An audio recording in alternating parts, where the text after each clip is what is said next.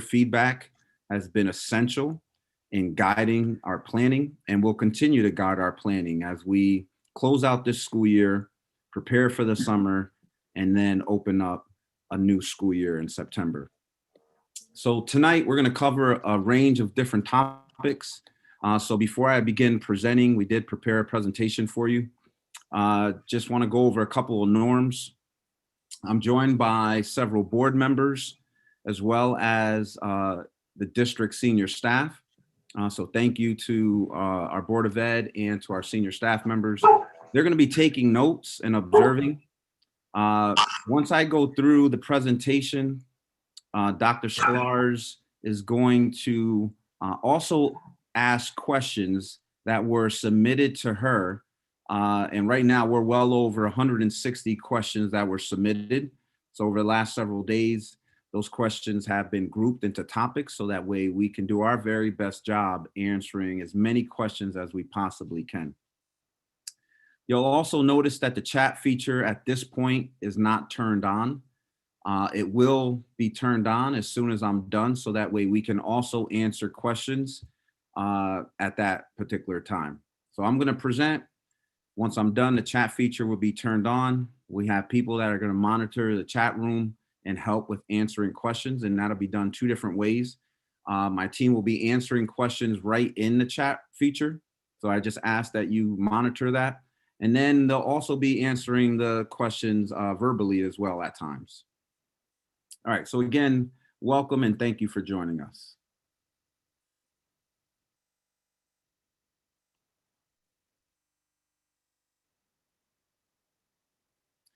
So as I begin, I want to just note something that I've been highlighting at every board meeting since the spring. And that is the district's been engaged in an initiative called Operation Reopen. That initiative came out of some task force work in the spring when we realized schools were going to be closed for the rest of the year and that this upcoming year would be absolutely different than anything we've ever experienced. So I also want to thank all of the task force members, and we had well over 150 members who participated to help the district devise plans for opening up the school year. So these are the topics that we're going to cover. We've gotten a lot of questions, and rightfully so. There's been new information coming out of the federal government and New York State regarding assessments. We're going to talk a little bit about yellow zone designation, social distancing, athletics. We're going to give you an update on the capital bond. We're going to talk a little bit about federal funding, as that is new information that is starting to come out. I'm going to shed some light on transportation and some work that we've been doing over the last several years. And then, as I imagine, we're going to try to answer everything we possibly can. I'm certain that we're going to miss a few things, but we still want to put on your radar things that we should be looking forward to as we close out this school year. So Regents exams specifically, there's been a lot of information that has come out of the United States Department of Education, as well as the New York State Department of Education. And as I indicated last night to the board, and I'll reiterate again tonight, we have concerns with testing at this point, given the conditions we're all operating under. Nevertheless, we are mandated under federal regulations and law to administer a range of different assessments. So at this point, the June Regents will include the following: ELA, Algebra 1, Living Environment, and Earth Science. All other Regents exams, so if you're a parent or guardian of a high school student or even a middle school student, please note that these are the only Regents exams that are going to be administered this spring. August Regents exams have officially been canceled. Now, I want to just take a moment, and I'm sure Mr. Baer and others will later on want to give a little more information regarding how someone qualifies for an exemption. So I'll just quickly note that if your child is passing and passes a course that ends in a Regents exam, they qualify for an exemption. And so what the federal government and New York State Department of Education has indicated that there will not be any accountability coupled with Regents exams this year. So they have decoupled the accountability measures. And so obviously that's new. And again, as I indicated already, the August Regents exams have been officially canceled, and we did communicate that out to our faculty and staff as well as our families. So you have federally mandated Regents exams, and then you have another set of exams that we're very accustomed to, and that's state exams in ELA and math for grades 3 through 8. So as it relates to these specific assessments, only children who are receiving in-person instruction will be the individuals actually participating in this year's round of assessments. Now, for those families who have children who are 100% virtual and you choose to stay virtual, your children do not have to take the state exams. Again, this is in grades 3 through 8.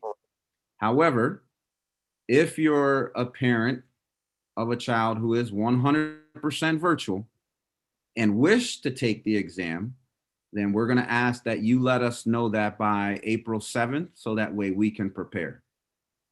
So I'm just going to specify that again.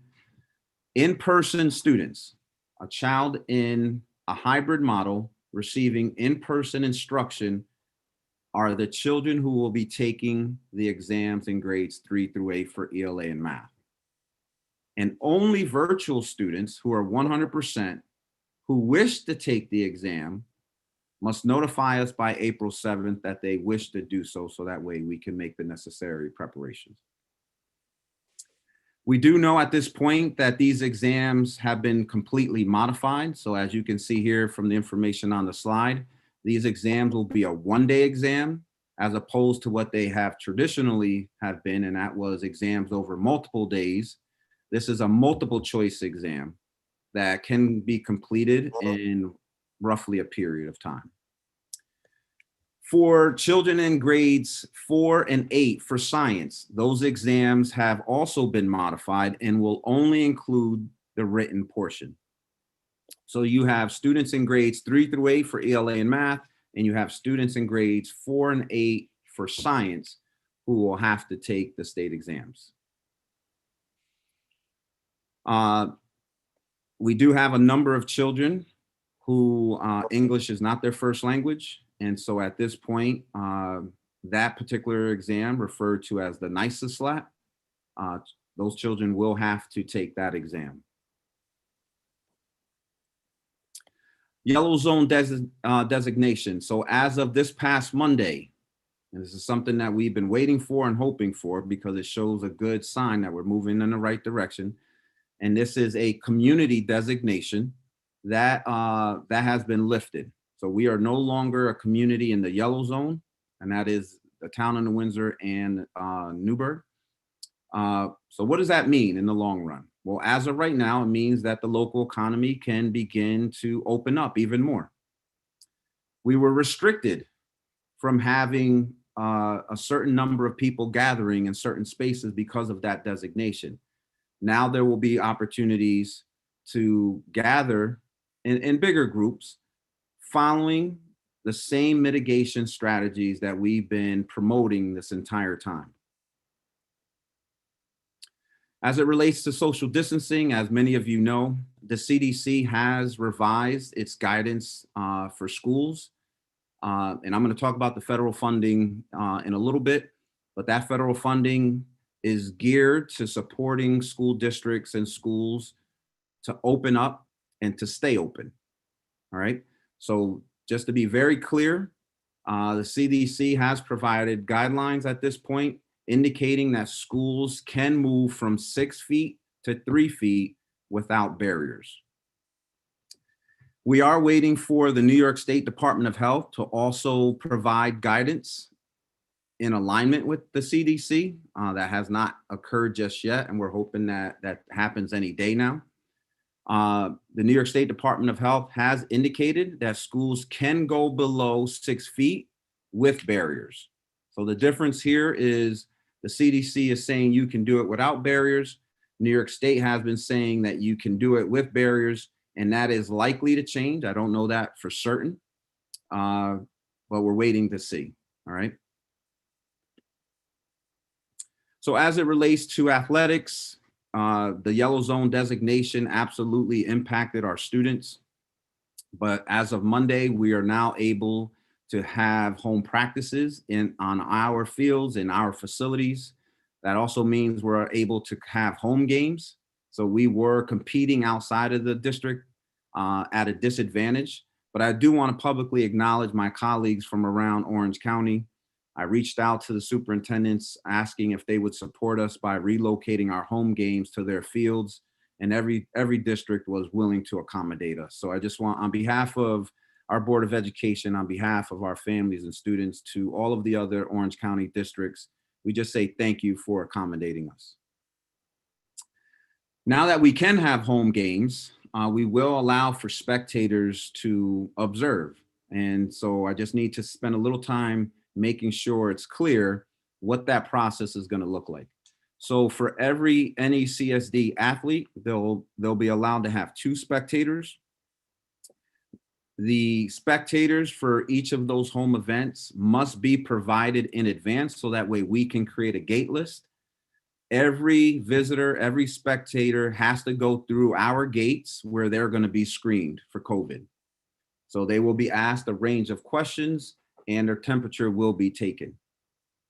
No one will be allowed to observe any of our games without going through the gate list and going through our screening process. And this is the protection, this is to protect everyone. Those who are visiting us and those who are part of our district.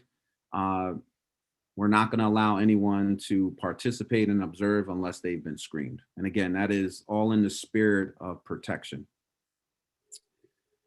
For those athletes who are participating in high-risk sports, they will have a weekly surveillance testing conducted.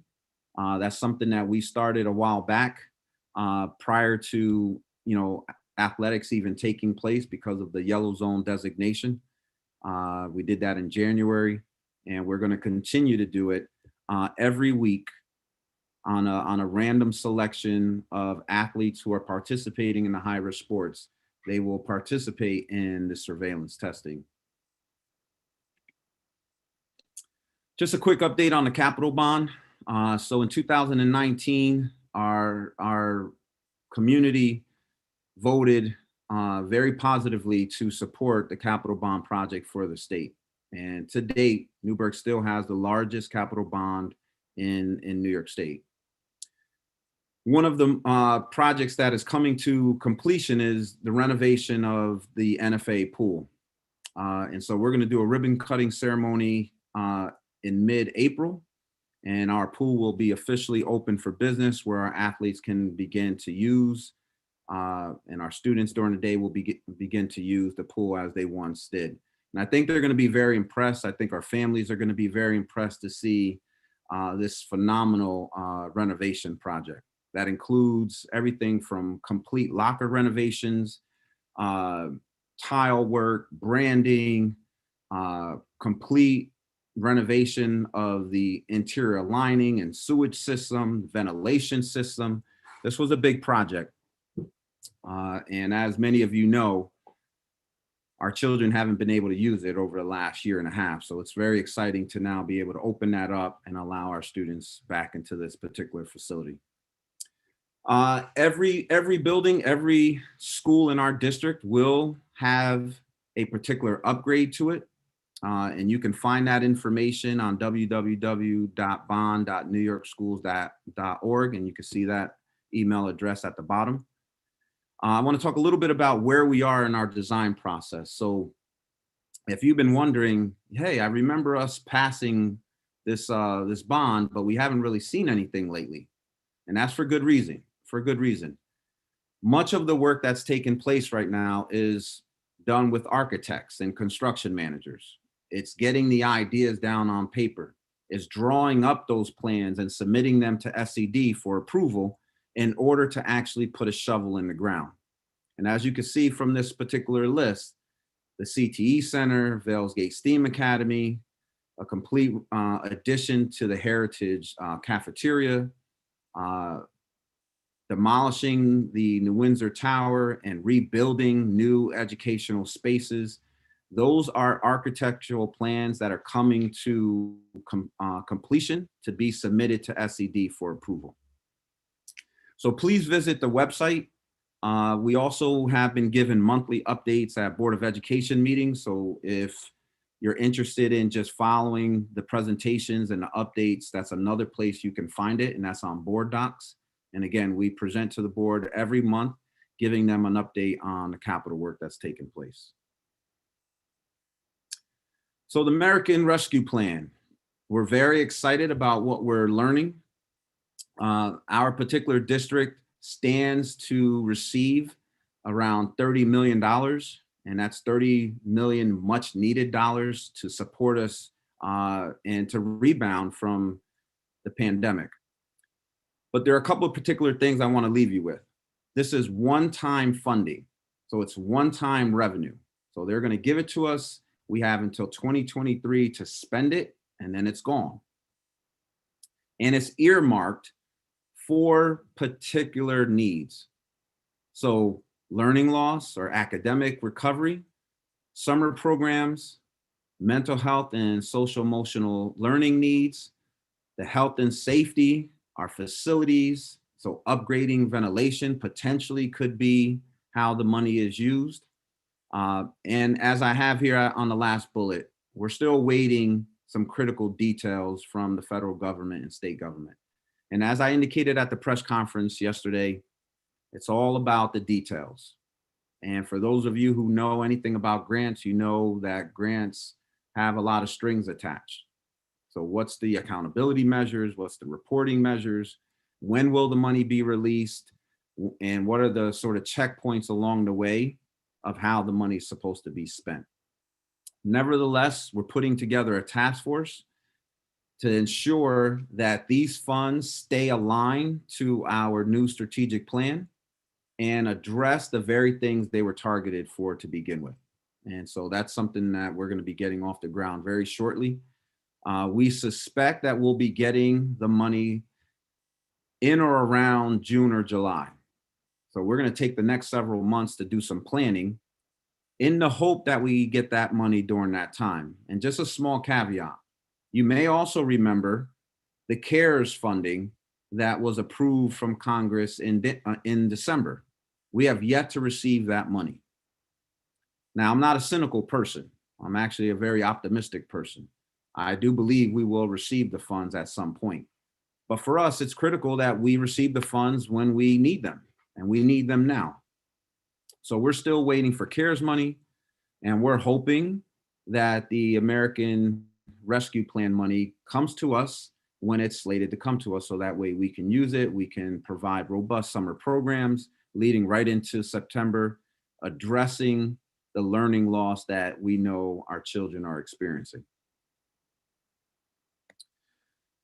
So I know there's been a lot of attention lately given to transportation, and I'll shed some light as to why.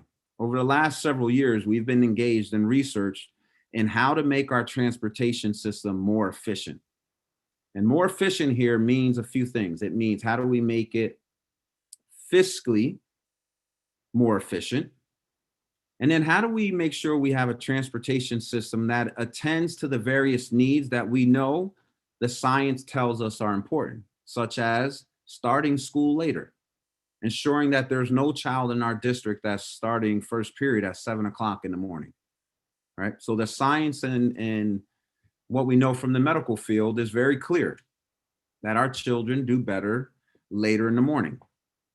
So as we engaged in this research, we brought on a transportation expert who guided us and ultimately presented a very robust presentation to the Board of Education, highlighting how we can go about making our system more efficient. How can we make sure that children aren't sitting on buses for long periods of time? That's an efficiency issue. How are we making sure that buses aren't showing up to school late or dropping off children to their homes later than they're supposed to? That's an efficiency issue. So while we're trying our best to run a dynamic, complex system, we need to make it more efficient and cost effective. What we've done to this point is simply provide the Board of Education an update on our research. No formal recommendation was made. And at this point, we've decided that a formal recommendation won't be provided this school year.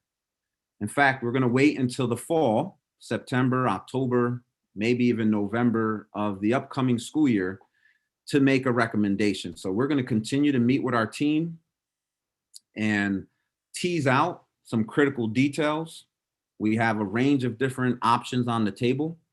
And we are also going to be sending out another survey to families, also sharing with you an update on this research, and then also getting your input and your perspective on some of the thinking that we have.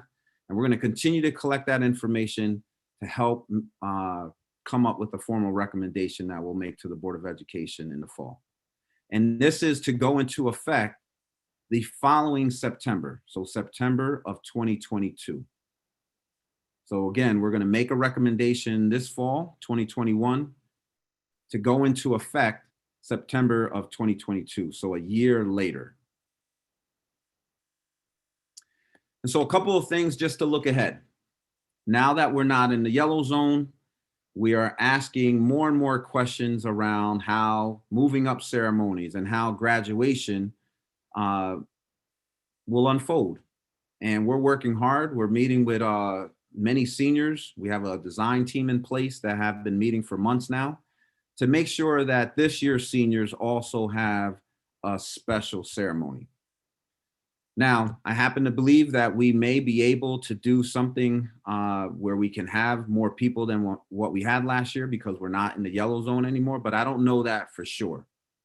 So until we get formal word from the state as to what will be allowed for graduation and moving up ceremonies, I'm going to ask that we just continue to be patient, allow this information to come forward.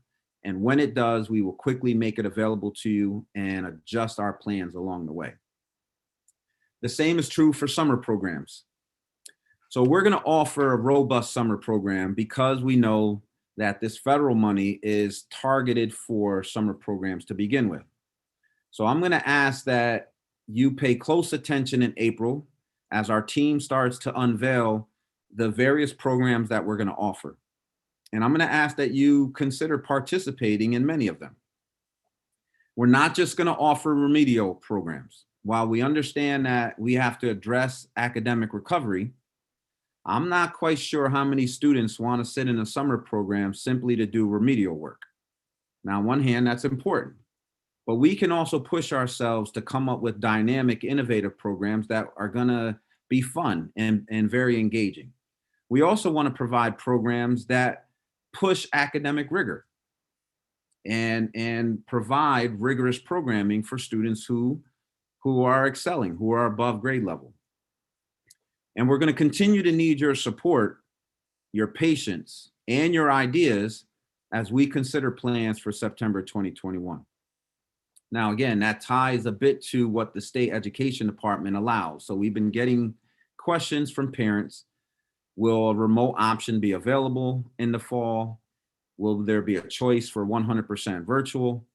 Will there be hybrid? Will masks be required? And those are all great questions that no one knows the answer to right now.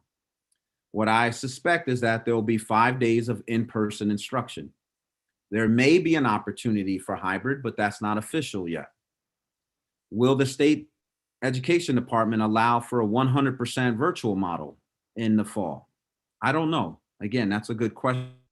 And if those things are allowed, then we'll do the necessary work to see if those are models that will work for us. And again, your input would be essential in helping us to determine if those models are something we should pursue. So at this time, let me stop the presentation by again, just giving you a heartfelt thank you on behalf of our Board of Education, our faculty and staff, and our scholars. Just thank you so much for the grace that you have given us, the patience that you've shown us. And again, it's an honor to shoulder up with you as we navigate this pandemic together. So at this time, I'm going to stop the presentation. We're going to open up the chat room, and Dr. Sklarz will begin to ask some of the questions that came in prior to today.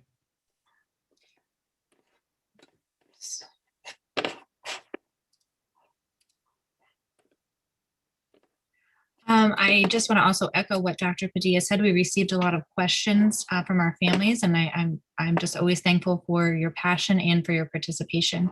A lot of the questions that Dr. Padilla that we received, Dr. Padilla addressed in the slideshow. So they wasn't necessarily a question and answer, but the answers were provided within the presentation. I am going to go through and just read a few that we received that were not covered specifically. And the first batch will be on exams. So the first question is, will my child be penalized for opting out of state exams? Mr. Bear or Ms. Moriarty? Ms. Moriarty, I'll start with secondary, and then certainly you can talk about elementary. Or for the high school, the New York State Education Department has maintained the exemption.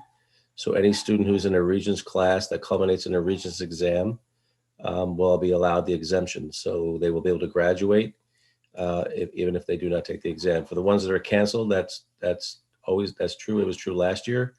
They are offering the 4 exams that Dr. Padilla discussed. There will be exemptions for those 4 exams as well.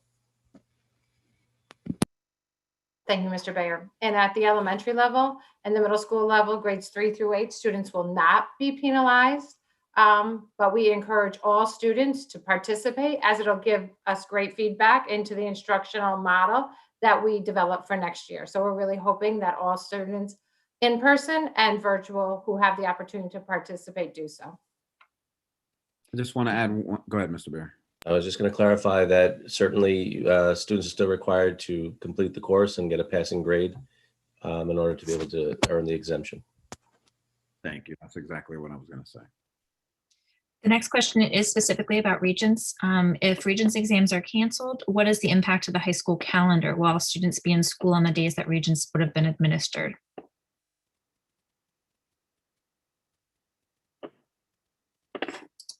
So the answer to that is because the Regents exams they will be modified. My understanding of that question is, what does instruction look like, or what does the student program look like? And we're going to teach right through the last day of school. So, for the days that were originally scheduled for Regents exams, now will be instructional days. And just to be clear, Regents exams are instructional days. The next question is also about Regents exams. How are the Regents exams being canceled, with the exception of those 4 that are being given? How are they going to affect students who are pursuing an advanced diploma or Regents endorsement on their diploma? There's actually in the guidance that we'll provide on the website, the state gives information of how that's done. It depends on what coursework you've taken and passed, and then what grade level you're in. So if you're for the advanced Regents right now, you will still get the exemption, and students can apply their final grade in that course to replace the Regents class. So it's a little, there's about a 3 or 4 part analysis. It all depends on how many Regents you're signed up for, how many exemptions you've already been given in the past. So it's hard to break that detail out tonight, but we'll certainly provide that on the website so families can look at that. We're also encouraging you to meet with your guidance counselors to make sure that you look at your son or daughter's course of study and the transcripts against those exemptions in terms of how they translate into an advanced Regents diploma. The next few questions are about when we return from spring break. If I'm already a hybrid student, will I automatically be placed into 4 days? And then also, if I'm a virtual student and would like to come in, what's that process?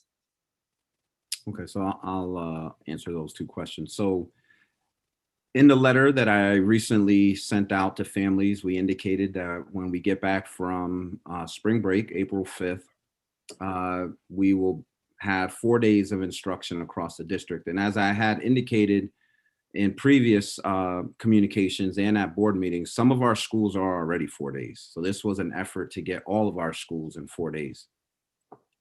But to be clear, we are moving to one cohort of in-person instruction. So we've been blue and gold cohorting students so far. When we get back from spring break, it will only be one cohort of in-person students and one cohort of students who are 100% virtual. Well, in the second part of that question? If I'm currently 100% virtual, but I want to come in, what's that process? So, and we understand that there are parents who want to change their model, and we want to try to accommodate you to the best that we can. But as I indicated in the letter, it will mean that your child will go on a waiting list. So I don't want anyone to think that on April 5th, because a family wants to change their model, that they're suddenly going to be in person. We need time to prepare for that. We need to make sure we can accommodate in a number of different ways. And when we can, the principals will reach out to those families on the waiting list to let them know when they can actually begin in person. And we'll just ask that you continue to be patient with that. We've been trying our very best to accommodate the many requests that come across our desks every single day. We provided a number of different opportunities throughout the school year for parents to change their model. And so at this point, given that we're going into the fourth quarter of the school year, any family that wants to change the model from virtual to in-person must notify their principal. You will be placed on a waiting list until the school can accommodate the request. Along those lines, if somebody, I'm sorry, for the people who are hybrid and going into 4 days, do they have to do anything to change their transportation, or will that happen automatically as well? So I'm going to allow Dr. Spindler or Ms. Peterson answer that. Yep. So there, if there's a transportation change, they would be notified, but they should always look on the website for any changes that might be to their bus stop. Because we have to add more kids, there may be a slight change in the route.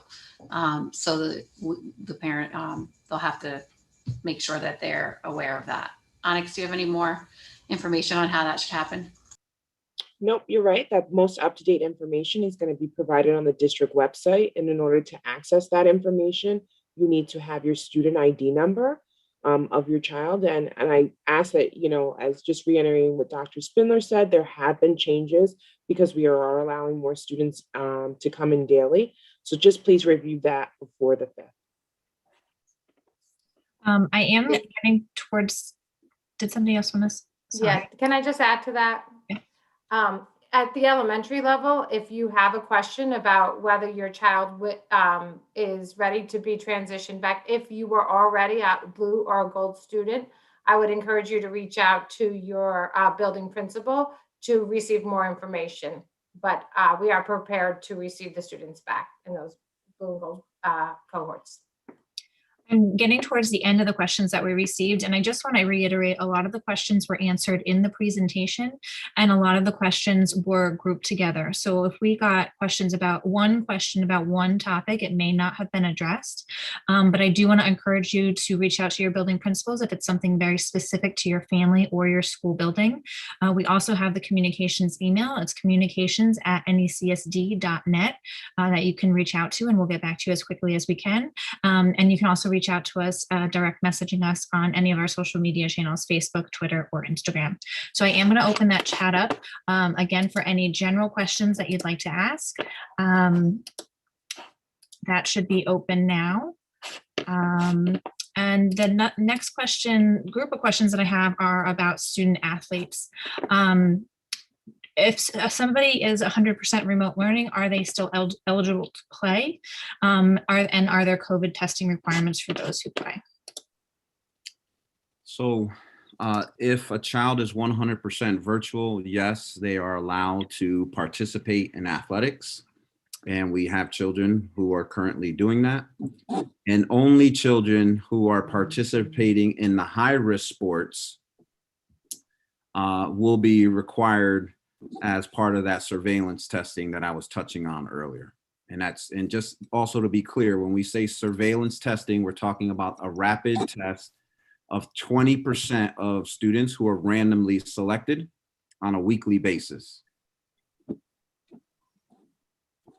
Dr. Padilla, you also had a note in this presentation just to remind our athletes to be mindful of who they're associating with and hanging out with. Yeah, so you may have heard some recent news of several hundreds of students having to be quarantined because they went to a party. And I would say to our athletes, please be very mindful and practice the mitigation protocols. The reason why our schools are not super spreaders is because everyone is being diligent in following those protocols, washing your hands, watching your distance, wearing your mask. And while we're not in the yellow zone anymore, we want to be careful not to completely loosen up. And this is why we end every Operation Reopen presentation with the mask up logo, because we need to continue to be diligent. And so I would hate to see any of our teams have their seasons canceled and miss several games because people were being lax. So to our athletes, please be diligent. Whether you're in person or whether you're 100% virtual, when you're not in school, we need you to continue to do your part, and you owe that to your team. So those are the questions that I have. But if there are some questions in the Yeah, I see one from Christina around, will summer school programs be available K-12? And Christina, thank you for that question. Our Board of Ed has also indicated this as a priority, and our team has been working now for several months on summer school program, and I'm going to allow them the opportunity to just talk a little bit about where their planning is at this point. Just please note, our summer plans are not complete. It's only March, and we will take the next several weeks to put the finishing touches on those plans and then communicate them publicly. Thank you, Dr. Padilla. For the elementary students, who are entering grade 1 through grade 5, there will be opportunities for both enrichment and intervention, as well as camp-like activities for students to experience both academic and arts, Legos, robotics, camp-like experiences. So we have not finalized anything yet, but there will be a menu of options for students in those grades. Thank you, Ms. Moriarty. At the secondary level, we are certainly going to hopefully run a robust credit recovery program, which we always run for our students grades 9 through 12. So students who have struggled this year, who may need to recover a credit, we will have programs and design them around the needs of our students. We're also looking forward to having a more robust 8th to 9th grade transition program for students who are moving up into our high school programs. We recognize that this year, especially, the transitions will be many and will be more complex. We have traditionally run about a 2-day program. We're looking to run a far more extended program to provide enrichment, provide opportunities to become acclimated to the school. And we're also considering offering credit accrual programs, which would allow rising students into 9th grade to get a half credit in a summer program so they can get a leg up on their high school curriculum.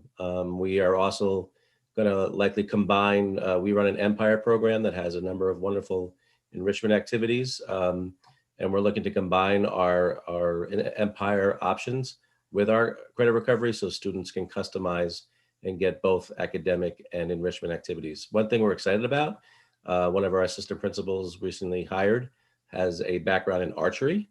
And so one of our Empire programs, we're looking to run an archery program, which we're actually very excited about. Thank you both. The questions are coming in, so please, senior staff, you can write responses, as many of you are, right in the chat room. And then I'm gonna, quickly try to identify questions that continue to come up. There's a question here by Addie that I think is important. So she's asking about hybrid students will automatically become 4-day in-person students at every school. And yes, that is the goal. Again, we have many of our schools already offering 4 days. This is an effort to get all of our schools. The difference here is there are classrooms that don't need to go below 6 feet because of the request in that particular classroom. Those classrooms are easier to go 4 days. For classrooms that have to go below the 6 feet, principals are prioritizing the children who are in those classrooms. Again, we have a blue and gold cohort structure to combine those cohorts to offer 4 days of instruction. When that combination happens and it's doesn't have to go below 6 feet, that's fairly easy. It's when we have to go below 6 feet to accommodate the requests and consider barriers and what have you. So I'm just going to ask that you continue to give our principals the time needed to make this transition. We've already communicated with them. The students who are currently in person are the children who need to be prioritized for 4 days of instruction. Children who are 100% virtual, who want to then go in person, will be put on a waiting list. And then as the principal can find the space, and just to stay on this topic for a minute, in order to make certain accommodations, we may have to move classrooms to larger spaces, such as perhaps, creating classrooms in the cafeteria or creating classrooms in the gym. So again, that takes time to transition, and that's a class by class, case by case situation. So we're going to continue to work with our principals and support them in this transition in order to accommodate first the in-person students and then the students who are 100% virtual. Can I have someone answer a question regarding registration for kindergarten? Hi, yes, registration for kindergarten will take place from May 10th to the 22nd, and it will take place through our online registration system, which is located on our website at the Welcome Center page. Thank you, Ms. Felice. The next question here is from Andrea. Will the district be revisiting quarantining guidelines? We have to follow what the Department of Health has for the quarantine guidelines. So right now it's the same guidelines that we use today that we expect to be using after spring break. And unless there's a change in those guidelines, we'll be following exactly what we're required to do at this point. We're not aware of any changes to the quarantining. And just to be clear, the quarantining guidelines are not made up by the district. These are prescribed by the Department of Health. So we've been following that, doing our line tracing, and then communicating with families when their child has to quarantine. We have a question from Michelle. When will we have an answer regarding graduation? Yeah, we have the same question. We know we will be doing a graduation. We just don't know what it will look like. Last year's scholars had something dramatically different than every class before them. We do know, because we've met with our seniors, that they want a traditional graduation. And so if we're allowed to give them a traditional graduation, that's exactly what we're going to do, and more. We're actually considering other events to do for them, given the experience that they had this year. So as soon as we get word about what's allowed to happen for graduation, that will be one of the fastest pieces of information we send out.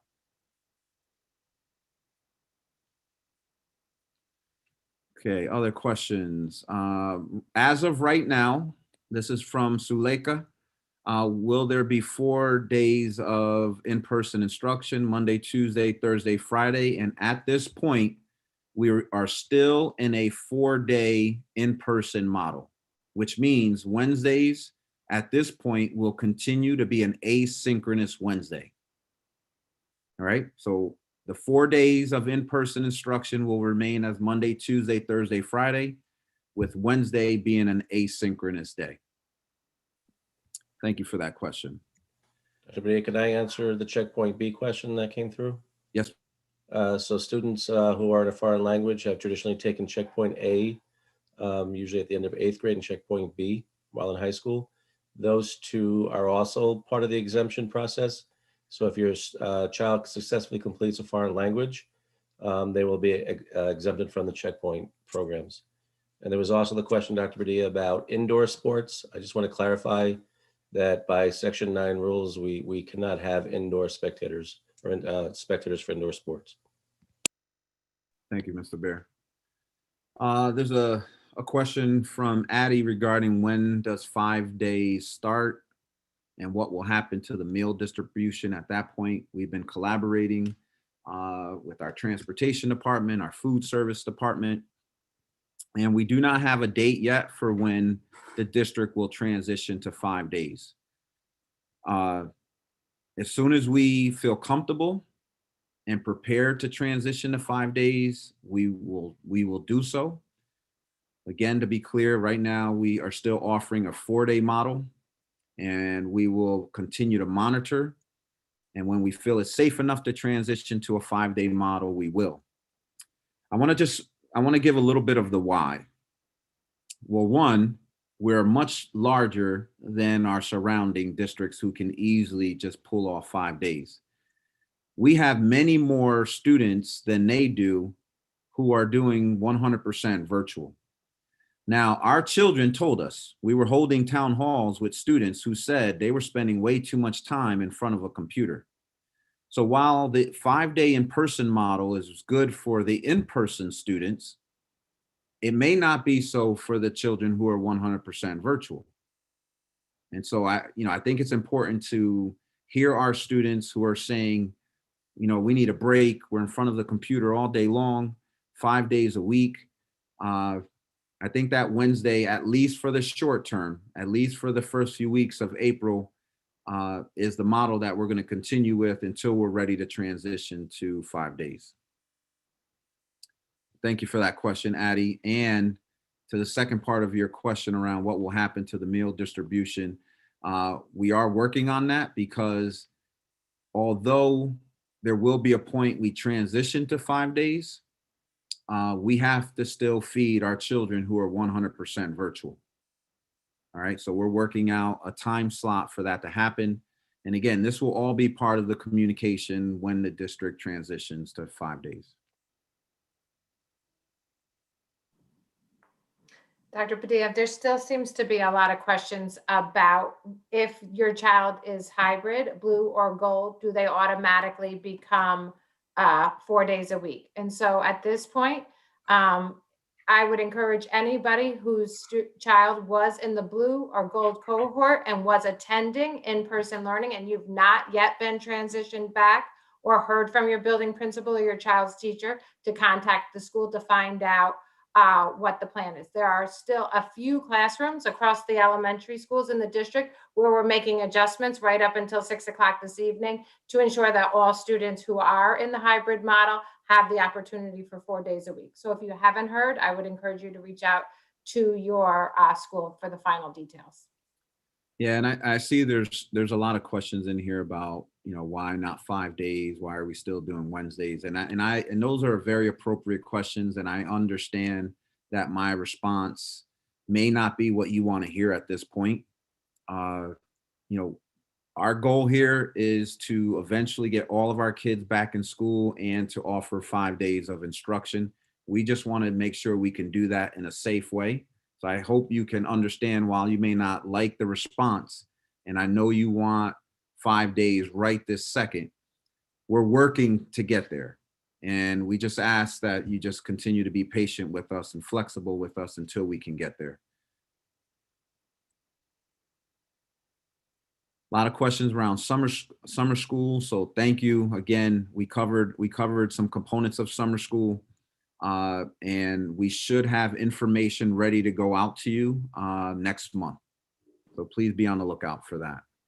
Dr. Padilla, I just want to add to that too, that yes, there were questions about, is it just going to be academic? It's not just going to be academic. There's going to be multiple opportunities for students, but also please continue to watch the website and the social media as we plan to have a summer program offering virtual fair where you'll be able to go on and hear about what the different opportunities are.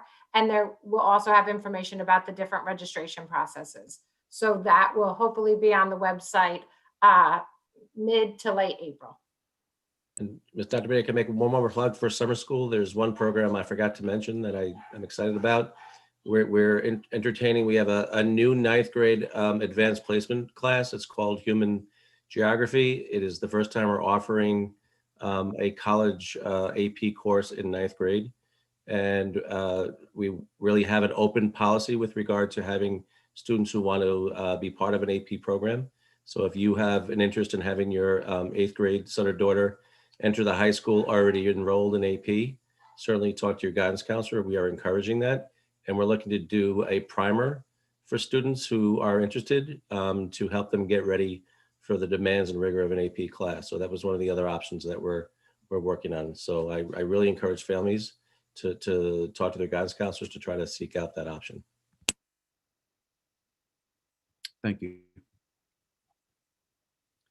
Okay, we got a couple more minutes, so let's go ahead and try to answer more questions. We're getting a couple of thank yous, and we thank you back. Senior prom. There's a question about senior prom. Mr. Baer has in the planning sessions, can you talk a little bit about, again, we don't know if it's allowed, but where are we with that planning? There's been conversations, no, without at the time that they last met, we had the limitations in terms of the amount of people in the crowd. So we haven't made decisions yet, whether it'll be virtual or we'll be able to do some form of it in person. We discussed something called, Dr. Badie, is it called Gold Back-a-Palooza? That if we're allowed to have students in a public setting to do something that would be fun, maybe an academy field with music and just a lot of fun for kids, and do it in a socially distant, responsible way. So we are talking about that. Again, we're taking our guidance from the Department of Health, and we do hope to have some kind of prom come June. Okay. There was a question that Mr. Forget did answer, but I saw it come up again, and that is the 100% virtual model. Is that allowed to remain as an option for the rest of the year? And that is yes. If you're a family who you chose the 100% virtual model, we're going to honor that choice for the rest of the year. Dr. Badie, there's two questions. One about pre-K being full day next year. And yes, that's the plan, is to offer full day pre-K. And also another question about preparing virtual students for state assessments. And so what I would share with all families is not to worry about the preparation. The state has modified the test, so it'll only be one day of multiple choice questions. And the preparation would be the normal lessons and reading and math that your child does every day, receiving the instruction from their teachers. We really just want to get the feedback so that we can take that data and build the instructional programs to meet the needs of our students. So no additional preparation would be necessary for that. Okay, thank you.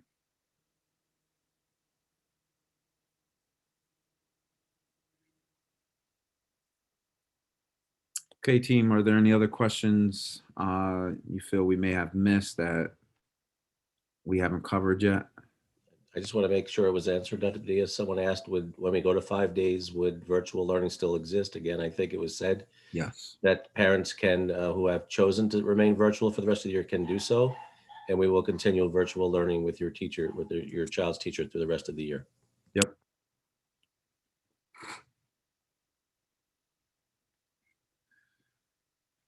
Okay, let me close out again by saying thank you, and very specifically, thank you for shouldering up with us. I know this has been a tremendous challenge, trying to find coverage and figuring out when a child needs to be quarantined and who's going to be supervising a child.